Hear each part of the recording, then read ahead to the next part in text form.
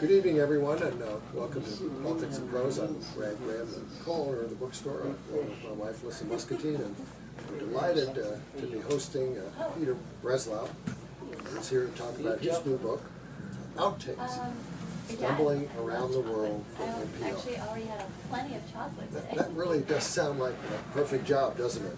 Stumbling around the world for NPR. For 4 decades before his retirement a couple of years ago, Peter roamed the planet, working first as a producer for NPR's All Things Considered, and later as a senior producer for Weekend Edition. He's won multiple journalism awards, among them 2 Peabodys. In his memoir, Peter notes that his dad never really did understand what a producer like Peter does for a living. But this does become clear in the book, as Peter recounts all the ways he helped report, edit, and broadcast all kinds of stories from around the country and abroad. Recalling his own experiences, Peter also describes how NPR has evolved from a small fledgling operation to one of the world's leading news organizations. How it's gone from a time when scripts were written on typewriters, audio tape was cut with a razor blade, to the present day process of digital editing on computers. It's a lively, illuminating, and entertaining read, which I recommend whether you're an NPR listener or not, although you should at least be supporting NPR. Yay! Joining Peter here this evening is another NPR veteran and one of the world's most practiced conversation partners, Scott Simon. Scott, of course, hosts Weekend Edition Saturday and can be heard as well on NPR's morning news podcast, Up First. He's also the author of 2 novels and several nonfiction books on such topics as sports, adoption, and his mother. Peter mentions Scott a lot in his book. One chapter is even titled Serving with Scott, in which Peter notes that the 2 of them are the same age and were joined at the hip for more than 25 years on Weekend Edition Saturday. As Peter puts it, we're like an old married couple that finishes each other's jokes and stories.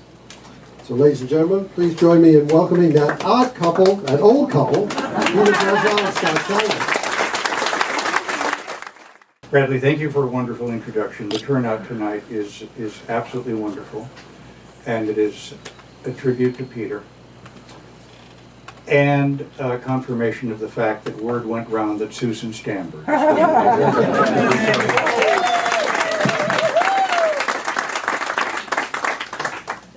And I want you to know that Peter and I, in a public setting, having a conversation that can be heard by the public, is the kind of thing that used to frighten NPR, right? That people might actually hear our conversation. I want Or to see our emails. yeah, or our emails. Oh my gosh. I want to tell a story in which Peter has the punchline to begin with. By way of my own introduction, we were. It's mine. Oh, Yeah, sorry about that. Yeah. We were in Afghanistan.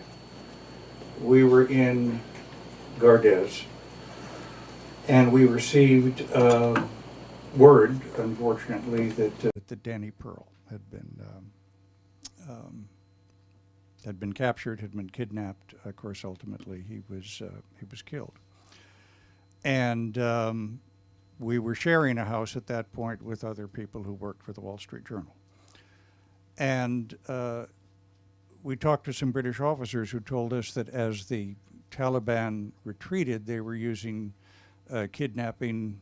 They had reason to believe that the Taliban was using kidnapping as a tactic, and that you were particularly vulnerable if you were a journalist, if you were British or American, and they said not to put too fine a point on it if you're Jewish. And Peter and I said, well, I mean, this ridiculous, all this equipment we're carrying around, they can tell that we're journalists.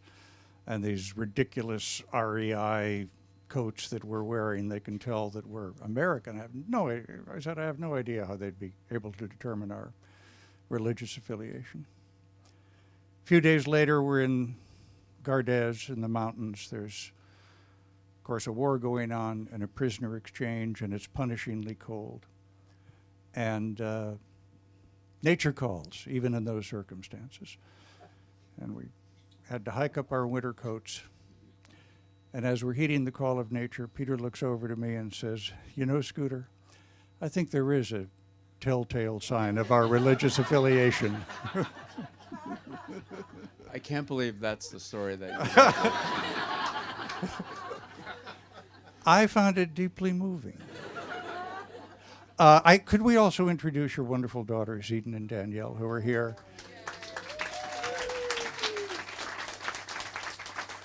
And Jessica's here somewhere? Yeah, my wife.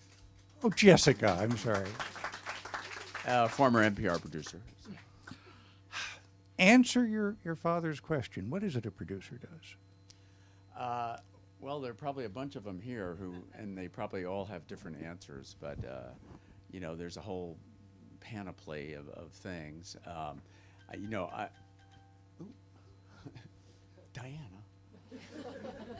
Peter, I hate to tell you, but hold the mic. All right, Yeah. sorry. You got to kind of work the mic a little. So Peter, a producer isn't usually behind the mic, and you are doing everything from. It's kind of like being a reporter, but you're not on the air, which is a bone of contention for many of us. But sometimes you get to be on the air, and I would always try to find a. You were on the story or air two. from Mount Everest. Yeah, from Not Mount like you were going to get me up there. Yeah.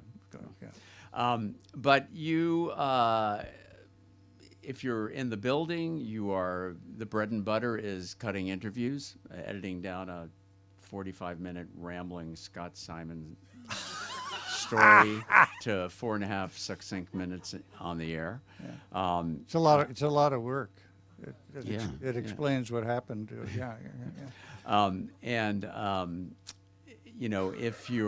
you're in the field, you are figuring out what the story is going to be, who you're going to interview. If you're in the field in a dangerous place, you are finding the fixer, who is the person who's going to keep you safe. And I talk about a couple of our great fixers in the book, and the people who will tell you what road you can go down or not go down. And if you're, the other thing is being a line producer, which I did a lot of when you're in the building, and so you're managing the program, deciding what's going to go on the air, what's not going to go on the air, if there's breaking news, what stories you're going to pull, is the news big enough that you're going to have to go into special coverage. Often you're not making these decisions, you're totally on your own, you're in collaboration with an executive producer or a senior editor. So there's a wide range of things, but basically we don't get to be on the air. That's the problem. And is the world a better place because of that? No. All right. I want to get you to talk about your father. You've had the sign Breslow's Luncheonette up in your house for years. Could I get you to talk about what you wind up concluding is the life your father never got a chance to take up? Yeah, my father kind of had a life unfulfilled. I mean, that's where I originally got my adventurous spirit, I think. My dad was a flight instructor during World War II. After the war, he wanted to open a flight school up in New Hampshire, but my mother did not want to leave her family in New Jersey, so that didn't happen. And he got roped into Breslow's Luncheonette, which was there for 50 years in Hackensack, New Jersey, where I started out folding newspapers on Sunday mornings and eventually worked my way up to be a soda jerk and making hamburgers and lime rickeys. And but anyway, eventually once I started, well, first I was in South America for a couple of years just on my own, traveling around before I was ever a journalist. And my father would get out the maps to see where I was going, and for some reason he was obsessed with Punta Arenas, which is at the very tip of Patagonia, right before you get to Tierra del Fuego. And he was, I said, talk about Punta Arenas. I don't know why. But then once I started working at NPR, he followed my exploits around the world and would get out the atlas and look at it. And there is a great photograph, maybe taken by my mother-in-law, Suzanne Goldstein, sitting right there, of my dad. There was a book, NPR book, I can't remember exactly, I think maybe Linda Wertheimer did it. Anyway, there was some story about me in the book, and there's this great picture of my dad kind of looking up with a wink in his eye, because he's just read this story about his son in some far-flung place. I say this in front of everyone here. You are one of the people who made NPR.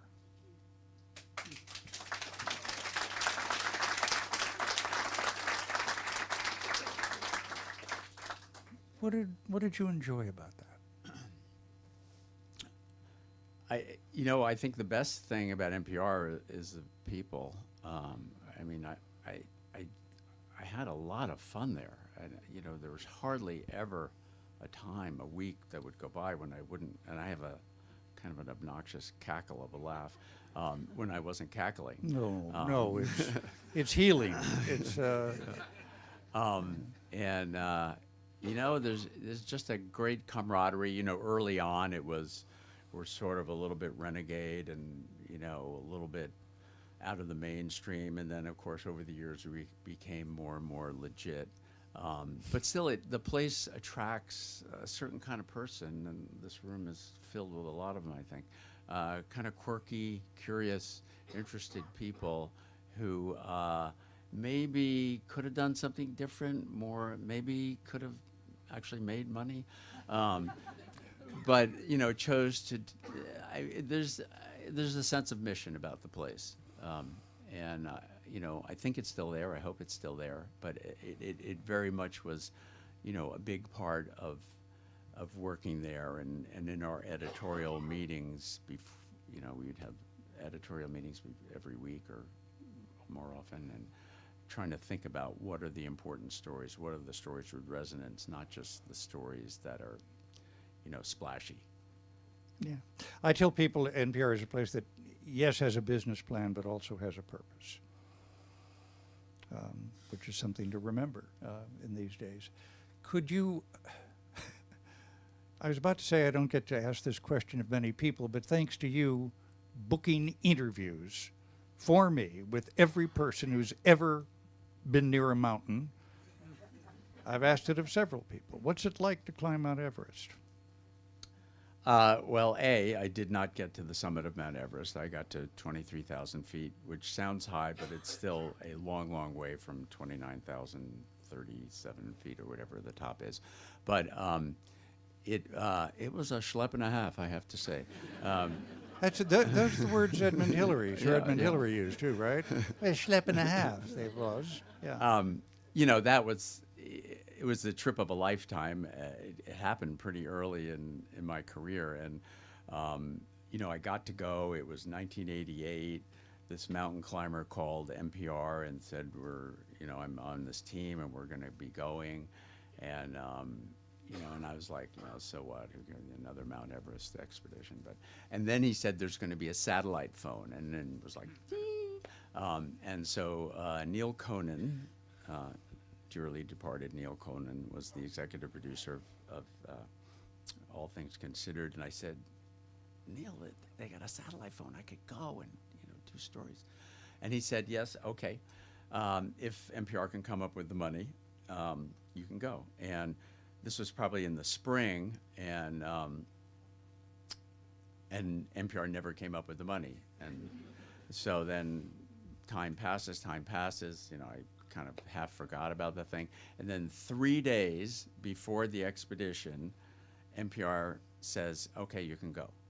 So fortunately, REI had just opened up, and I went and I plunked down $1,500, and I said, give me all your long underwear, and I cut off the tags and headed to the mountain. It it was a it was a long trip. There were earthquakes and landslides, and we were traveling across China. This is from the north, across China, overland from Tibet. Rivers were swamped. The bridges got washed out. It took a month to get to the mountain, and then we started working our way up the mountain. And I would file stories, and I would go up, but the sat phone, which was a gigantic thing that you had to have a generator to power. Microphone nearer the mouth. Oh. Yeah. You gesture with that hand. And then, yeah, sorry. I thought something weird was happening. Well, it is.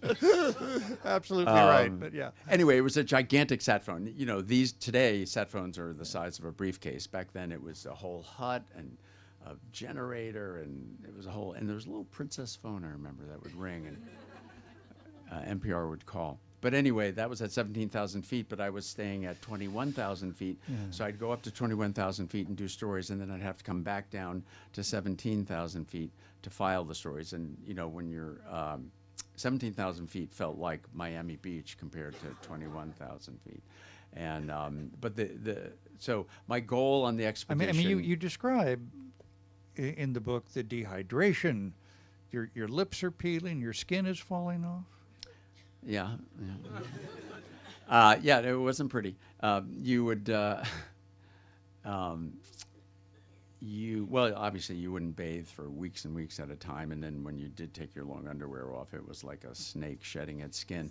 And at night, your lips were so sunburned, they would seal together, and then when you'd open them up in the morning, it was kind of a mess. Anyway, the big thing for me was to climb something called the North Col, which was 23,000 feet.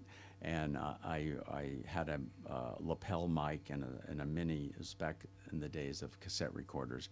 And I recorded myself climbing. And the challenge was to, you know, I'm editing the tape in my head as I'm climbing to think how is this going to hold together as a story. And so I just narrated it. And I sent the tape back, but it was a great moment because you know it was the hardest at that point. It was the hardest thing I'd ever done, and I finally, you know, 12 hours later, stumbled back into advanced base camp, and you know everyone was patting me on the back and everything, and it was like because I was this, you know, I wasn't a real mountaineer. These people were real mountaineers, and so that, you know, then I felt like I had sort of proven myself. Yeah. But ultimately, we had to abandon the expedition because the 100-mile-an-hour winds came and kind of chased us from the mountain. I was thinking about you the whole time. Yeah, everything. I remember, I think it was a few years after you got back, I was covering the siege of Sarajevo, and of course there was no heat. And it was punishingly cold, and we got a sat phone, and I was going to complain about the conditions, and then I thought, I can't complain about how cold it is here to some guy who's been on Mount Everest. Let me just say that Scott Simon, during the siege of Sarajevo, when there was, you know, water was at a premium, and Scott is a caffeine junkie, would take, was it Folgers? Folgers coffee Yeah, crystals. take by the spoonful and just put it in his mouth dry, like that. That's Yeah, you put a teaspoonful of coffee made in there, and it's kind of a dry latte. I recommend it in a pinch. What was it like on Everest to behold, what's the phrase, the mother of the world? What went through your mind? well, that moment I think was after I had climbed the North Col, and so I got there, and I was just 100% depleted and kind of, you know, shaking from exhaustion. And you know, they were like, "You got to get down," because the sun was going down. But there was this moment and I was by myself at that point, and they usually didn't let me be by myself because, as I said, I wasn't a real mountaineer. But I was rappelling down, and I just remember looking south, and you could see all the peaks. It must have been like Makalu and I can't remember the names of all the mountains, but they were sort of like shark's teeth sticking up and looking out at that from 23,000 feet, and it was just it's kind of a closest thing I've had to like a real spiritual experience, I would have to say. Well, you must behold a view like that and think, This ain't New Jersey, right?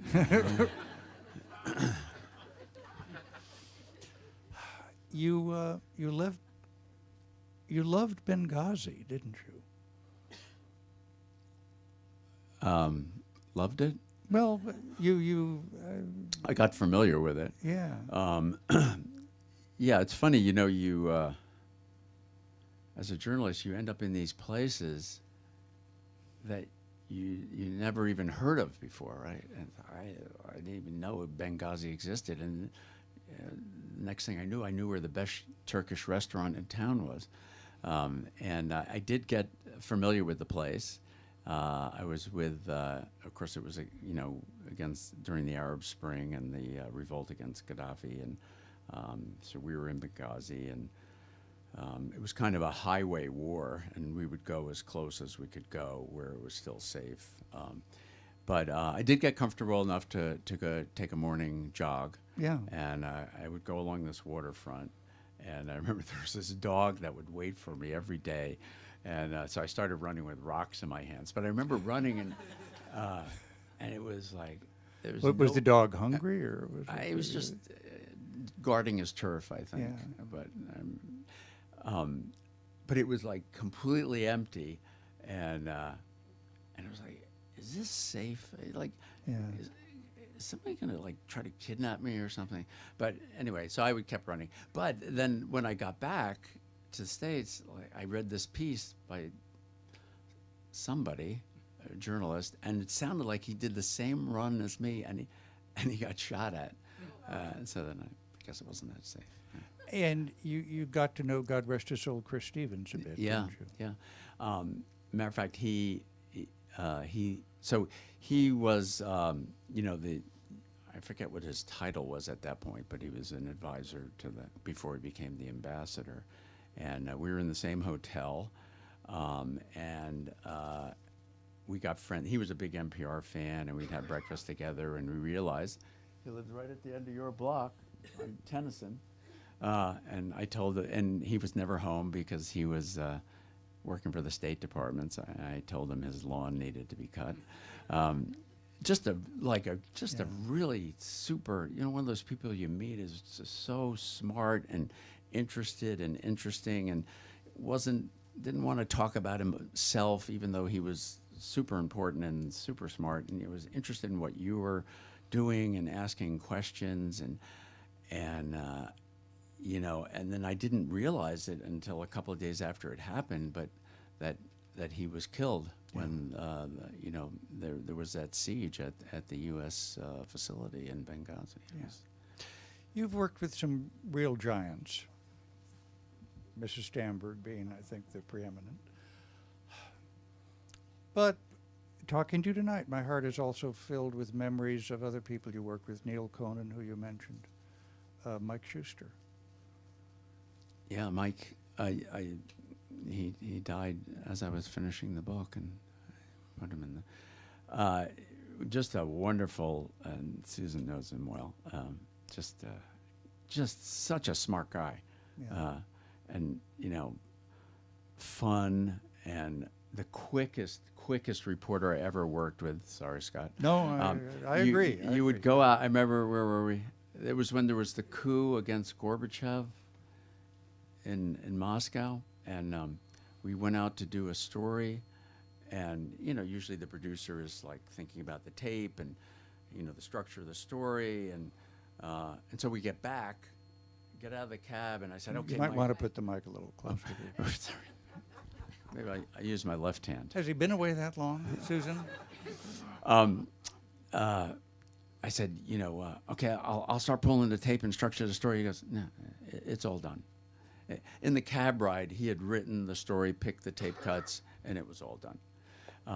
So we worked together in Afghanistan. We were in that same house together, and in Israel, we did a series on the 50th anniversary statehood, and then that time in Moscow, and just a really generous guy, and he always finished in time for dinner. That was so great. Yeah. You always ate dinner with Mike. Recognizing there's more than one answer, even from you, what makes a good story? Oh my God. I think it starts with the characters, right? You need good characters to make the story come alive.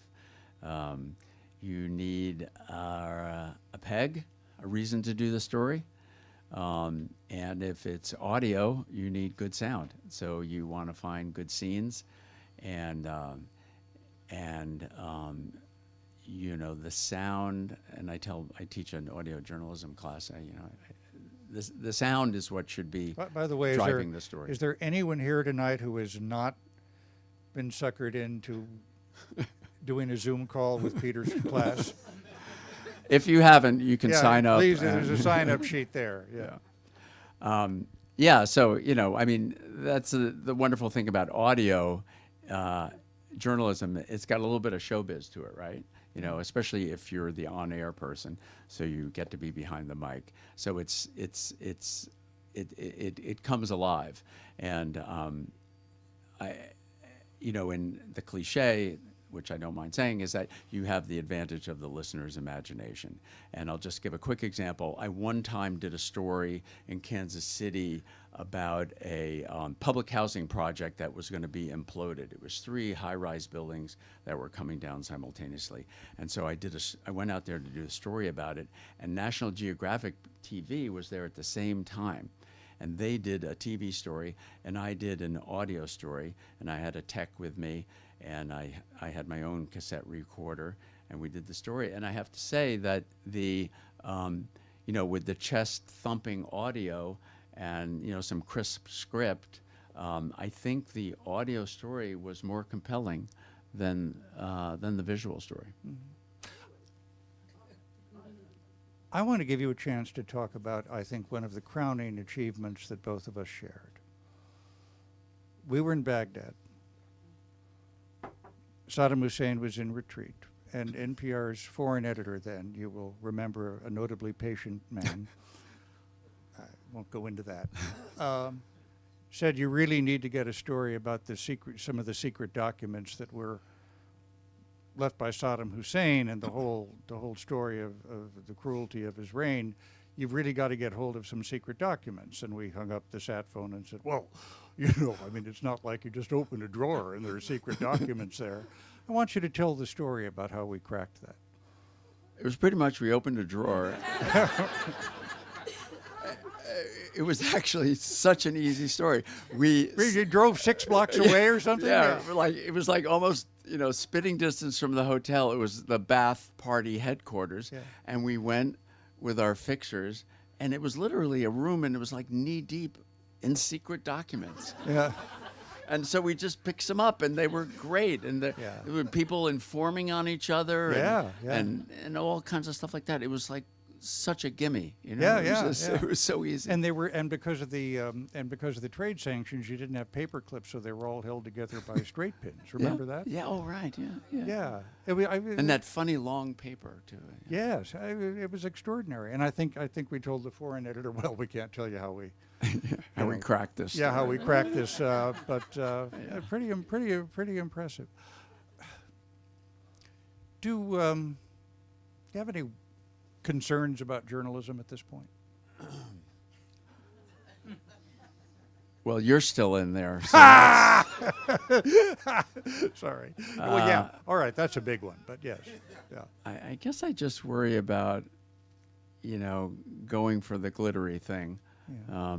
I think NPR has been pretty resistant to that, and they've maintained the integrity that we hope. I get a little worried about attention spans being so short, and the news magazines, making reporters file shorter and shorter pieces. But at the same time, I feel there is an expansion of audio with podcasting. So you do have that big window to do your more in-depth story. But you know, the pressure of the deadline, the pressure to be first, the pressure to have a zinger, it becomes harder and harder to resist, I think. Yeah. What do you learn going around the world? And one thing that I've always, we're blessed to meet people often who are going through absolutely not just the worst circumstances of their lives, but victims of war, carnage, the worst circumstances. When we interview people here who've lost a job, when we interview people here who are suffering from a terminal illness, we meet people, we shake hands, we say hello, and inside of 30 seconds we're asking about the worst, most invasive question of their life. What do you learn about people who open themselves up to us? That's a hard one. I mean, you try to be respectful. I remember being in Baghdad, I think it was, and outside of that hotel, the Palestine Hotel, where we stayed, where Annie Garrels, great now. This was the hotel with no power. And Yeah. But someone asking us, well, how can you help me? Yeah. And all you say is, well, I can't really help you, but I can tell your story, and get that story out there. And I guess that's really the most important thing in a lot of these situations, in these difficult situations, is to make it real for the people at home, and explain the dire situations that people. I mean, if anything in this job, you learn that, it sounds hokey maybe, but that people are incredibly resilient and find a way. And, everywhere I've been in just god-awful situations, Central America or the Middle East or, other spots, somehow people, they find a way to manage. Yeah. We want to open this up to your questions now. There's a microphone there.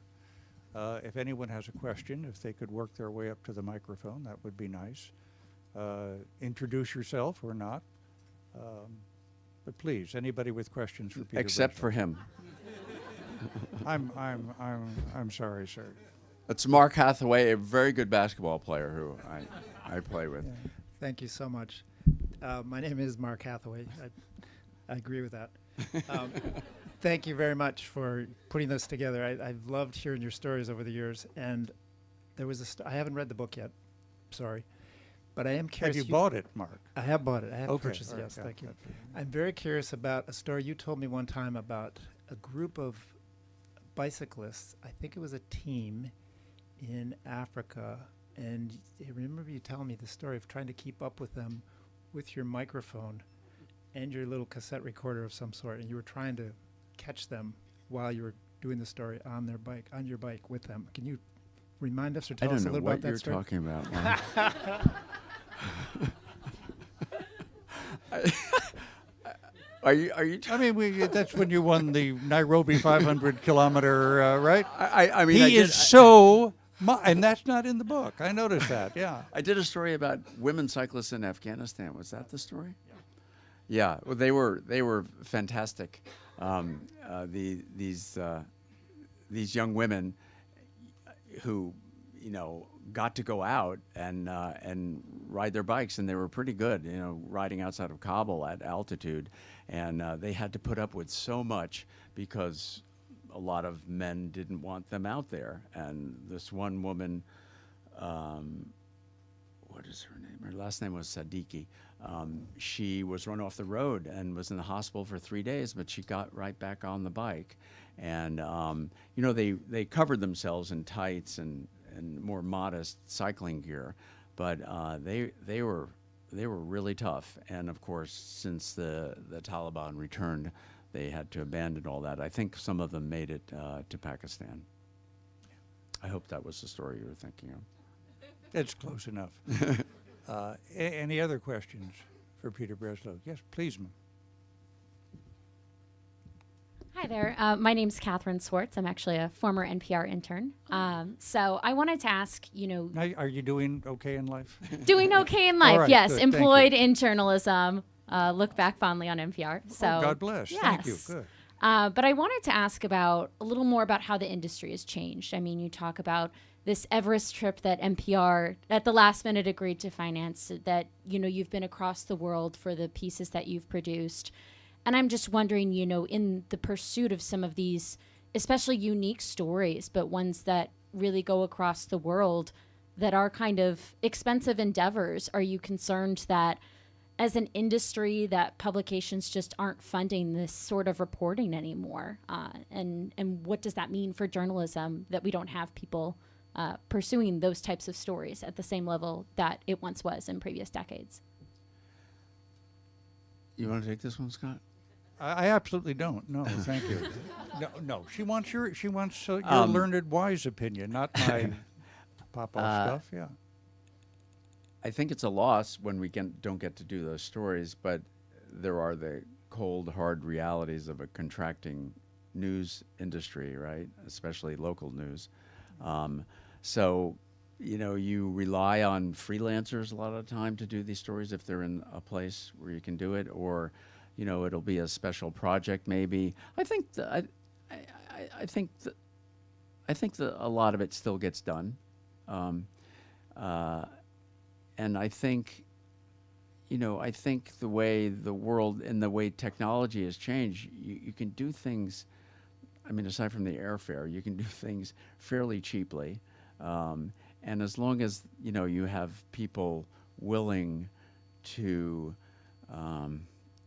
go out there and work really hard for extended periods of time, I think those stories will always get done. I mean, people...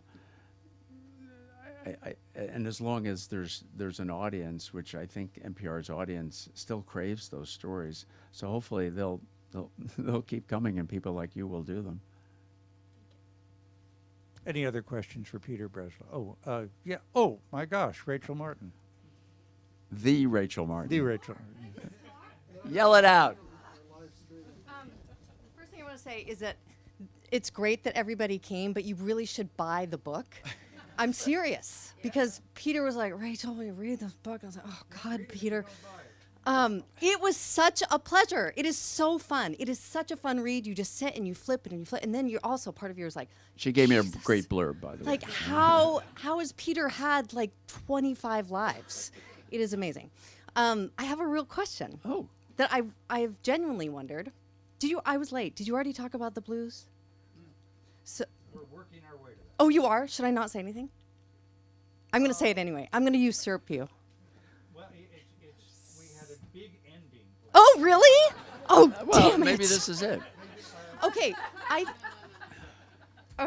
don't think I'm going to steal all your thunder. All right. So Peter loves the blues. I'm not going to say too much about it because it will come later.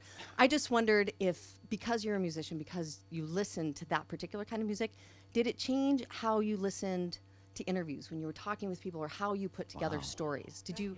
That is a great question. That is a question that only Rachel Martin could come up with. That's a great question, and unlike anything I ever could have come up with. That's wonderful. Jeff Bennett is here too. Yeah. Yeah. Hi there, Hefe. So many amazing people I've worked with over the years are here. Yeah. It's incredible. Wow.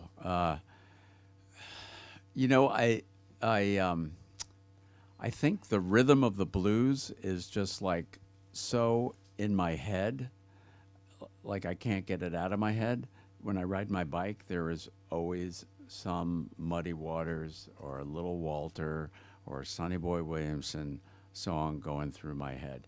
So that rhythm, which is, the blues is a format. Scott's going to nod off here, but No. I'll it's I'll get- extremely simple, right? A-A-B, right? You rhyme, that, and it rhymes with the third line. And, kind of anybody can do it. But the great ones are the ones who can do it with feeling. And that feeling that's something you just acquire or are born with or something. And for some reason that clicked with me. So, that, whatever that essence is in there, like that truth that comes out of something really simple, these 3 lines that if you just look at it, like, it's nothing. But if it's expressed properly, it goes someplace else. And I don't know if that answered the question, but that's what came out of my mouth. I'll jump in here to explain that Peter is an aficionado of the blues. He also is part of a group of blues musicians. The Slidewinders, and there's our guitar player, Alex Tenway, right there. Yeah. These are musicians who. Oh, there's Dave. Is Les here too? Is the whole band here? Can we play a song for you, Scott? No. Let me explain, because Peter and I joined at the hip. It was often said Peter was always booking interviews with blues musicians for me. I'm from Chicago. I respect the blues. I also respect root canal surgery. It's just not how I would choose to spend my time. But because of my respect for Peter and the art form of the blues, he booked one goddamn interview after another for me with blues musicians over the years. And it got to be, because I remember, and by the way, they all had 3 names, and I forget, I still do this, da-da-da-da, right? Da-da-da-da, I would just look at you. And I got an honorary degree somewhere, and they were introducing me, and they talked about my love for all things Chicago, especially the blues. And I got up before this college crowd, and I said, I hate the blues. Broadway, I like. Country, I like. The blues, I'm sorry. I'm left cold. I don't like the blues. There's a man named Peter Breslow, longtime producer on our show. He likes the blues. I only do the interviews, to please Peter and everybody's laughing, like, oh, what a wit. That guy. Now he's making a story about, his contempt for the blues. So in any event, this has always been, all of that being said, I think just about my favorite memory of Peter in the field. I even get a little weepy.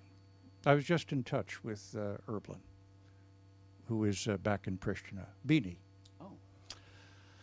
Oh. Not Levine, but I will explain that. So we were covering the war in Kosovo, and we were renting an apartment in a predominantly Muslim housing section of Scott and I shared Pristina. the bedroom of these preteen girls. Scott and I shared a bedroom of these preteen girls with frilly breads and a poster of Leonardo DiCaprio on the wall. I remember. We liked it, actually. I think it brought out sides of us that we hadn't thought of before. But in any event, these kids there were kids that ran around the housing complex, and of course they would knock on our door at the end of the day and essentially ask us to come out and play. And they were just wonderful kids. And I will explain, a couple of years ago, right before the pandemic, I guess, I was in line at Whole Foods. There was a young man, I guess he was 8 years old at the time, who we used to call Beanie. Name was Erblin. And I'm standing in line. Did I just mention a brand name? I shouldn't. But in any event, I was standing in line at a market, and a man came up to me and said, "Are you Scott Simon?" I said, "Yeah." He said, "Scott, it's me. It's Beanie." It was Erblin Medici, who is now a professor of mathematics at Georgetown University. And what I remember, Leo Dell'Aquila was our recording engineer. Don't send him into the field anymore. I just remember at night, and these kids in the parking lot with bombed out cars, and Peter playing his harmonica, and kids dancing around. And it was just, it's one of the most wonderful things I've ever seen. And you realize that whatever divides us, there is something inside that can reach each other. And that's how we felt with those kids in Pristina. And pleased to say that, of course, Beanie, now is Dr. Erblin, is still improvidently part of our lives. All of which I think is a big fat music cue for you. Could we hear something? Well, I just never thought you'd ask. I do have to have it. Do you want me to go as you play da da da da? Yeah, all right.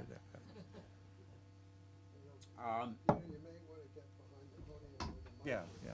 Here, do you want me to hold your microphone? That's a little fresh, Scott.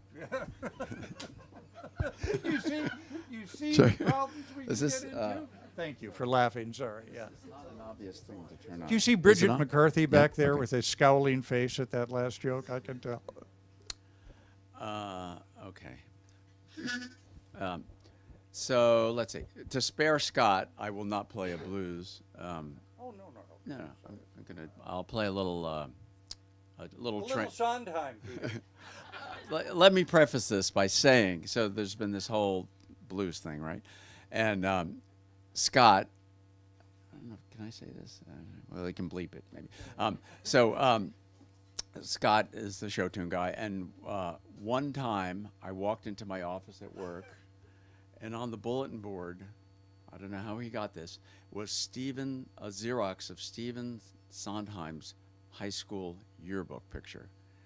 And it said, "Dear Peter, you're the kind of guy who used to give me wedgies. Eat shit, Stephen." And then years later, he introduced me to Stephen Sondheim in person. So that was Scott's revenge. And here's my revenge. I'll do a little train riff.